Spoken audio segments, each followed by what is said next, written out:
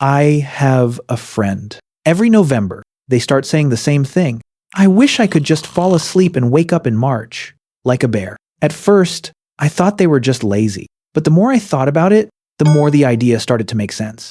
What if humans actually could hibernate? It sounds like the kind of question a kid would ask. But once you sit with it, it opens up a whole mess of problems nobody sees coming. First, what is hibernation? A lot of people think hibernation is just sleep. Same thing, just longer.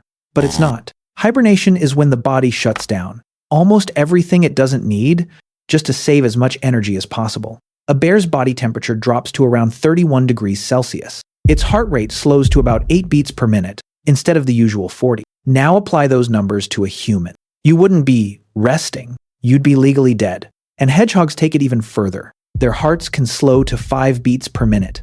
Their body temperature drops close to room temperature.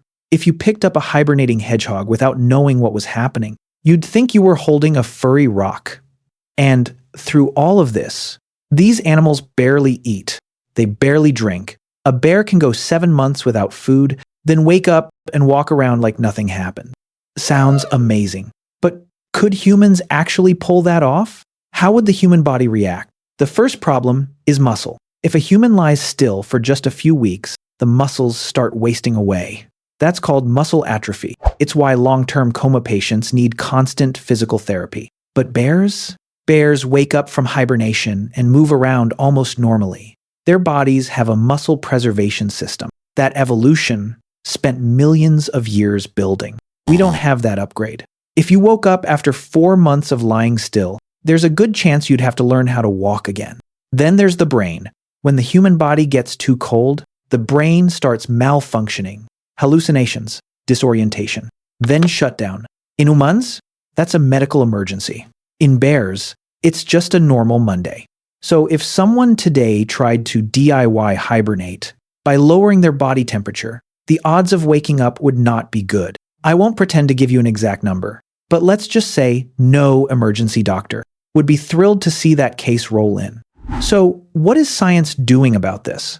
This is where it gets interesting. Doctors already use something called therapeutic hypothermia. That basically means controlled cooling. When a patient has a stroke or cardiac arrest, doctors can lower the body temperature by a few degrees. Not to freeze them, not to hibernate them, but to slow down brain damage while the medical team buys time. It's not full hibernation, but it's pointing in the same direction. NASA is also looking into something called Torpor for missions to Mars. And the reason is brutally practical. A trip from Earth to Mars takes about 7 months. That means 7 months of food, 7 months of water, 7 months of oxygen. And maybe the worst part, 7 months trapped inside a metal box in deep space with the same people. That is not just an engineering problem. That is a psychological nightmare. Torpor could solve a lot of that at once. Less food, less water, less oxygen, less time spent awake, slowly losing your mind inside a space capsule. It's not ready for humans yet. But the direction is real, and scientists have already managed to trigger deep sleep-like states in mice by stimulating a specific part of the brain. The mice woke up normally. The next step is larger animals. From there to humans, still a long road.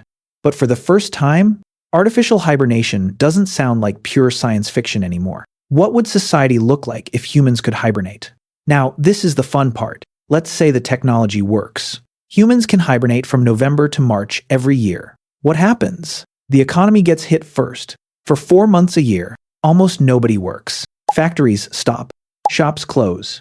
Services freeze. Traffic disappears. But then comes the bigger question. Who keeps the lights on? Who keeps the water running? Who keeps hospitals, power plants, and security systems alive while everyone else is asleep? The answer is probably robots and automation. Which means human society would have to build infrastructure that can run itself almost completely. A world on autopilot. Not because it's cool, but because if it doesn't work, civilization collapses while everyone is taking the longest nap in history.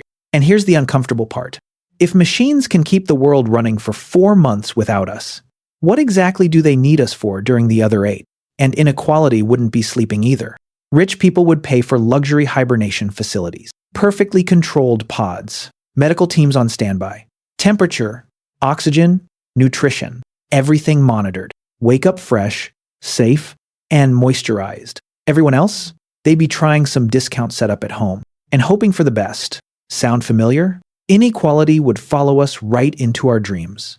Then comes the time problem. If you hibernate 4 months every year, an 80-year-old has only been awake for about 53 years. But if the body ages more slowly during hibernation, that same person might live to 120 and still physically feel closer to 80. So how old are they? Legally 120?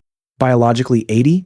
Consciously 53? Good luck explaining that to courts, insurance companies, and HR departments. And relationships would get weird fast. Imagine you and your partner don't share the same hibernation cycle. You wake up in March. They wake up in April. That's 1 month apart every year. After 10 years, you're almost a full biological year out of sync. Romantic or a slow motion disaster? You decide. And there's one more thing I can't stop thinking about. Would we dream? In true hibernation, the brain almost completely shuts down. No REM sleep, no dreams. But humans rely heavily on REM sleep.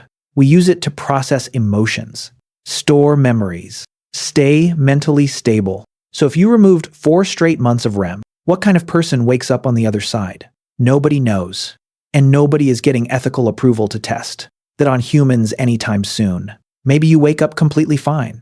Or maybe you wake up and don't remember who you are. The bottom line, hibernation sounds amazing, especially if you live somewhere cold. The winter is long, the heating bill is brutal, and December through February feels less like living and more like surviving with better lighting. But the more I think about it, the more I feel like people don't really want hibernation. They want a skip button. The winter is too long. Life is too hard. The year was too heavy. And sometimes you just want to close your eyes, wake up, and find the difficult part already behind you. Hibernation is just that wish dressed up in a lab coat. And that wish doesn't need futuristic pods. It doesn't need NASA. It doesn't need a medical breakthrough. It's been sitting inside the human mind for a very, very long time. If you enjoyed this, like the video and let me know what you think. See you in the next one.